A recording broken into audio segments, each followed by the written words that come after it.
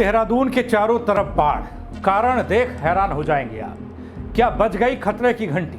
जी हां दोस्तों, देहरादून जहां हर मोड़ पर जिंदगी का भरोसा था, आज वहीं रास्ते पानी में डूबे हैं, सपने बहते दिखाई दे रहे हैं, आरोप तमाम लग रहे हैं। एक रात में बादल फट गए, तमसा नदी ने तट छोड़ दिए, तोड़ दिए और इमारतें तबाह हो गई। हमारी सुरक्षा की नींव हिला दी बारिश ने। रात के अंधेरे में जब सुरक्षा का सायरन बजा, तब कहीं कहीं राहत पहुंची, लेकिन ज्यादातर जगह पर लोगों की चीख पुकार सुनाई दी। नहीं पूछूंगा क्या हुआ बल, पूछूंगा क्यों हुआ बल। रिपोर्ट देखिए अंत तक मेरे साथ, बहुत कुछ समझ जाएंगे आप भी। नमस्कार, पहला मैं पंकज रौतेला, आप देख रहे हैं उत्तराखंड न्यूज। दोस्तों, क्यों देहरादून की चारों तरफ बाढ़ की तबाही है, हमें पूरी तरह से हैरान कर दिया इस तबाही ने। पहाड़ों में बादल फटना सुना था, तबाही का मंजर देखा था, लेकिन प्रदेश की राजधानी खतरे में पड़ गई।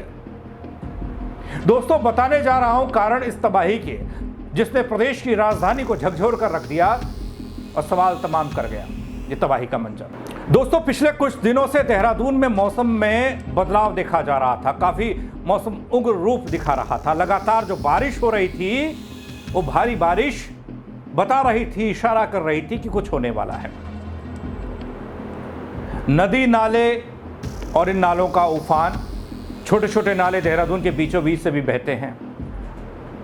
इन सब ने मिलाकर शहर और आसपास के इलाके में बाढ़ जैसी स्थिति पैदा कर दी, ऐसा लोग कह रहे हैं। आगे देखें कि यह सब कैसे हुआ और क्यों हुआ। दगड़ियों, देहरादून के शास्त्रधारा, टपकेश्वर, आईटी पार्क और तपोवन क्षेत्रों में इतनी भारी बारिश हुई है, जहां जल जमाव हो गया, नदियों और नालों ने उफान लिया, अपने तट पार कर दिए, अपनी सीमा रेखा पार कर दी। कालीघाट नदी में पानी अचानक से बढ़ा, लोग समझ तक नहीं पाए ऐसा क्यों, जिसके कारण पुल टूटे, सड़कें तबाह हो गई, बाजार, दुकान, सबको नुकसान। दोस्तों, मूल कारण क्या है इस तबाही का?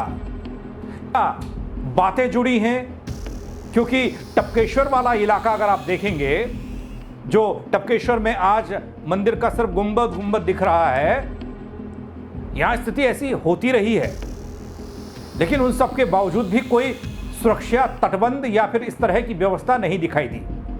हाँ, मान लिया कुछ इलाके ऐसे हैं जहां पर बादल फटे और पानी का सैलाब आया, उन इलाकों में ऐसा पहले नहीं होता था, वहां अचानक मान लिया।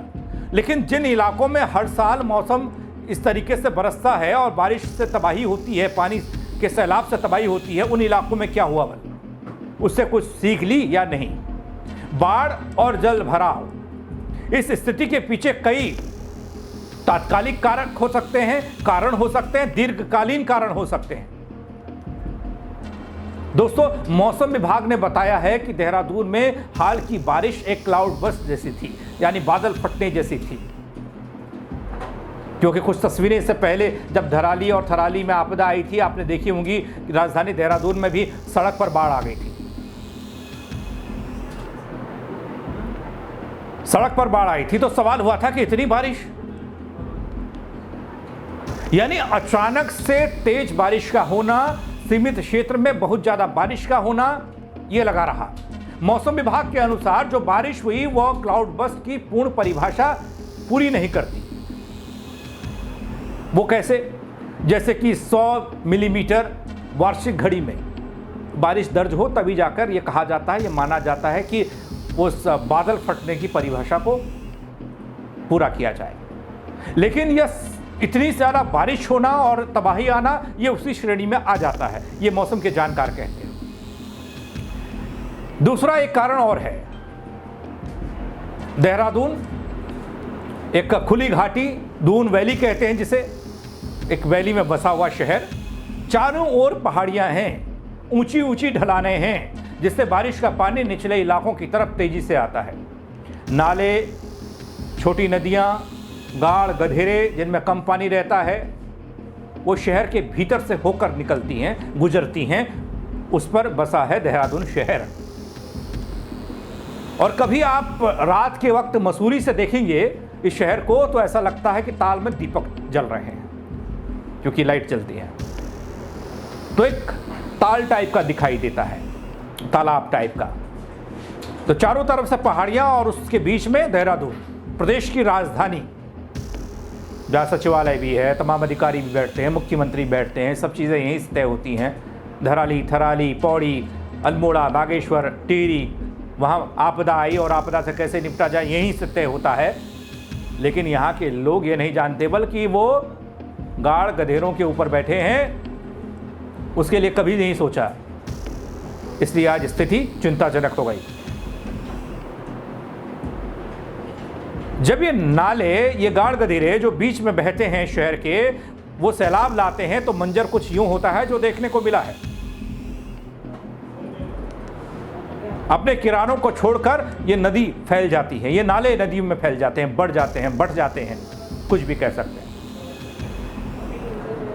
तो इसलिए ये मंजर, जहां पर घर टूट गए, सड़कें टूट गई, दुकानें तबाह हो गई, शहसदारा वाला इलाका एक तरफ, तपकेश्वर वाला इलाका एक तरफ, आप डंडा की चौकी इस साइड आएंगे, वो इलाका एक तरफ, यानी कि चारों तरफ से देहरादून के बाढ़, बादल का फटना, बारिश का पानी इतना आना, ऐसा लगा कि लोग किडनैप हो गए बीच में, लोग फंस गए बीच में। तीसरा कारण, जब तीसरा कारण खोजता हूं दोस्तों, तो पता चलता है कि शहर की ड्रेनेज सिस्टम की जो व्यवस्था है, जो नालियां हैं, वो अक्सर बंद हो जाती हैं। कूड़ा, मलबा, अवैध निर्माण, ये वजह हो सकती हैं, इस वजह से बंद हो सकती हैं। पानी निकासी की व्यवस्था ठप हो जाती है। ये भी एक तरह का खतरे का संकेत है।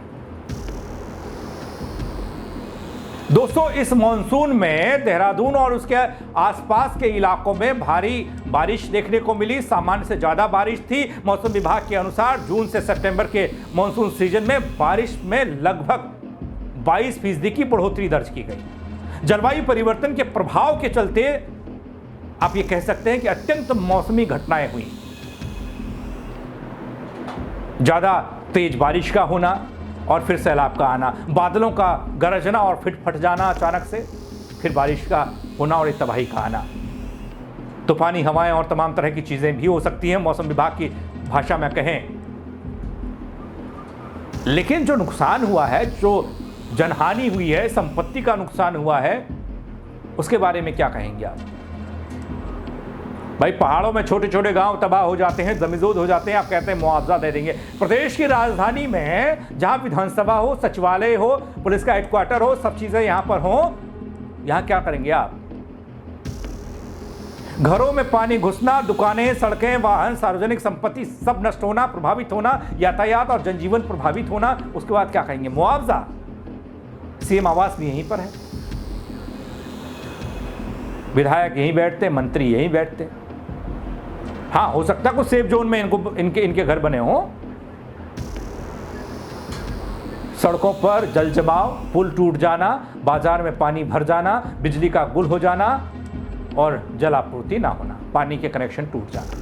ये प्रदेश की राजधानी की स्थिति है दगड़ियों। कई इलाके अभी भी ऐसे हैं जो इस त्रासदी में, इस तबाही में, जो देहरादून के चारों तरफ से जो बाढ़ आई, जो तबाही आई, उसने जो नुकसान पहुंचाया वो ठीक नहीं कर पाए, फौरी तौर पर नहीं ठीक हो पाया कई इलाकों में। आगे मैं आपको एक रिपोर्ट और दिखाऊंगा जिसमें कई लोग अपना झोला उठाकर चल रहे हैं। कुछ गांव हैं देहरादून के, वो बोले यहाँ रहना खतरे से खाली नहीं है, वो आगे देखिएगा। लेकिन अभी देहरादून के चारों तरफ जो बाढ़ आ रही है और उससे नुकसान, उसका प्रभाव बता रहा। आर्थिक नुकसान का आकलन होगा, जब होगा सरकार करेगी, प्रशासन करेगा, लेकिन जो तस्वीर दिखाई दे रही है वो बता रही है कि नुकसान भारी है। दुकानदारों का व्यापार ठप हो गया। वो सहस्तारा वाला इलाका देखिए ना, सारी दुकानें एक लाइन आप देखेंगे नदी के किनारे बनी हुई है। जब बन रही थी तब ने पानी का कनेक्शन, बिजली का कनेक्शन, सब चीज़ें मिल गई। तब किसी ने नहीं कहा कि ये एनजीटी के नियमों का उल्लंघन है, उन गाइडलाइंस के विपरीत काम हो रहा है। अभी हाल में आपने जब थराली और धराली में आपदा आई थी, धराली वाली आपदा में जब नुकसान हुआ था, कई रिजॉर्ट, कई होटल्स तबाह हो गए थे। प्रदेश के मुख्यमंत्री पुष्कर सिंह धामी को आपने सुना होगा, कई फैसले उन्होंने लिए। उसमें एक फैसला ये भी था, एक कैबिनेट की बैठक में प्रस्ताव पारित हुआ कि आप गाड़ गधेरों और जो नाले हैं उनके आसपास जो है निर्माण कार्य नहीं होगा। इस पर सोचा जाएगा, पुनर्विचार किया जाएगा कि जो बच चुके इलाके हैं उस पर क्या काम होगा। अभी हम धराली पर चिंता जाहिर कर रहे थे, थराली पर चिंता जाहिर कर रहे थे बाजार उजड़ने पर, लेकिन शहज़ारा का तो पूरा ही बाजार वो भी उजड़ गया। अब चिंता ही कर रहे हैं, अभी इसमें भी चिंता ही करेंगे। सरकारी खर्चों में बढ़ोतरी होती है, मुआवजा देने की बात आती है, आपको दुकान का भी देना है, आपको उन होटल्स का भी देना है, जिन पर कर्ज था उस कर्ज माफी आप करेंगे तो बैंक को भी आप पैसा देंगे। बहुत सारी चीज़ें, परेशानियां। दोस्तों, देहरादून के चारों तरफ बाढ़ केवल एक मौसमी घटना नहीं लगती, बल्कि कई कारणों का परिणाम यह है, आप खोजेंगे तो। प्राकृतिक, मानवीय और जलवायु संबंध, बारिश की गति, तीव्रता, जैसे कहते हैं बादल का फटना, एक साथ इतनी बारिश होती है पहाड़ी इलाकों में और उसके बाद नदी नालों में सैलाब आता है। नदियां और नालों की उफान मारती लहरें, उनकी क्षमता। देहरादून के अंदर से बहने वाले जो नाले हैं, हालांकि उन्हें नदी कहा जाता है, रिस्पना नदी, वो नालों में तब्दील हो गए हैं। हाँ, ये भी सच है कि जब मानसून नहीं होता इन नालों में पानी नाम मात्र होता है, तो इसलिए लोगों ने पहले अवैध कब्जा किया और उसके बाद धीरे धीरे कच्चे मकान बनाए, फिर पक्के कर दिए, फिर चुनाव आ गया, वोट मांगने के लिए नेताजी पहुंचे तो उन्होंने कहा लाइट नहीं है, पानी नहीं है, कैसे काम होगा, उन्होंने दिया, वोट मिल गया, सरकार बन गई, खत्म। फिर मानसून आया, मानसून में जो बारिश आई, बारिश सैलाब लाया, तो फिर उसी पर महोदय चिंता जताते हैं, इस पर फिर से सोचने की बात करते हैं, लेकिन किया धरा तो हमारा ही है। मेरा नाम आनंद सिंह कुंडीर है। कुंडीर जी, जो नुकसान हुआ है होटल का हम देख रहे थे, हाँ जी, कैसा रहा पूरा नुकसान? ये सर 4 मंजिल प्रॉपर्टी थी, इसमें 18 रूम की प्रॉपर्टी होटल की थी और नीचे शोरूम था। तो शोरूम में किराएदार में था, मैं किराए पे हूँ और मकान मालिक दूसरा था। तो नुकसान किस तरह से हुआ, तो फिर पूरा ही ढह गया है? ये सब धीरे धीरे नदी का जलस्तर बढ़ता रहा और हम लोग यहीं थे, बढ़ता रहा तो हम बाहर आ गए दुकान से। जैसे हम दुकान से बाहर निकले, यहाँ रोड पे आए, उतने में ही बिल्डिंग गिर गई। नहीं, लोग कोई सब बाहर आ गए थे। इन सब ने मिलकर शहर को इस स्थिति में ला दिया, देहरादून को इस स्थिति में पहुंचा दिया दोस्तों, कि भविष्य को अगर देखते हैं तो सिर्फ और सिर्फ खतरे की घंटी बजती है, टन टन। नकारात्मक संकेत मिलते हैं, जिसे न समझें तो दिक्कत, समझें तो दिक्कत। स्थिति ये कि स्थायी उपाय नहीं सुझाए जाते, ऐसी त्रासदियां दोहराई जा रही हैं दगड़ियों। लेकिन एक अच्छी खबर यह कि यदि प्रशासन, नागरिक, विशेषज्ञ और नीति निर्माता लोग मिलकर काम करें तो इस तरह की किस्मत को बदला जा सकता है, भविष्य को बदला जा सकता है। लेकिन कहाँ कहाँ आप सोचेंगे, कहाँ कहाँ ये लोग टेबल टॉक करेंगे, कहाँ कहाँ बैठकर बताएंगे कि पहाड़ को संभालें या मैदान को संभालें। हम धराली, थराली, पौड़ी, टिहरी, अल्मोड़ा, बागेश्वर का इलाका देखें, चमोली का इलाका देखें, उत्तरकाशी का इलाका देखें या प्रदेश की राजधानी को संभालें। देहरादून फिर से तैयार हो सकता है दोस्तों। ये आपदा आई है, इससे लोग उभर जाएंगे, लोग काफी हिम्मती हैं, लेकिन सवाल तो व्यवस्था को लेकर है, ये तमाम कारणों को लेकर है। अभी कोशिश करूंगा कि इस पर एक डिटेल वीडियो और बनाया जाए, जो छोटी छोटी चीज़ें हैं, बारीकी वाली चीज़ें हैं, उसको भी समझा पाऊँ, बता पाऊँ कि देहरादून के अंदर बहने वाले नाले और उसके आसपास जो कब्जाधारी लोग हैं, जो बसावट हो गई, वो कितनी बड़ी चुनौती है। अभी तो ये बाहरी इलाका जो है चपेट में आया है दोस्तों, ये बाहरी इलाका, इसलिए उतना जनहानि का नुकसान नहीं दिख रहा है। अगर अंदरूनी नाले उफान में आ गए तो फिर ना सचिवालय बचने का और ना विधानसभा भवन।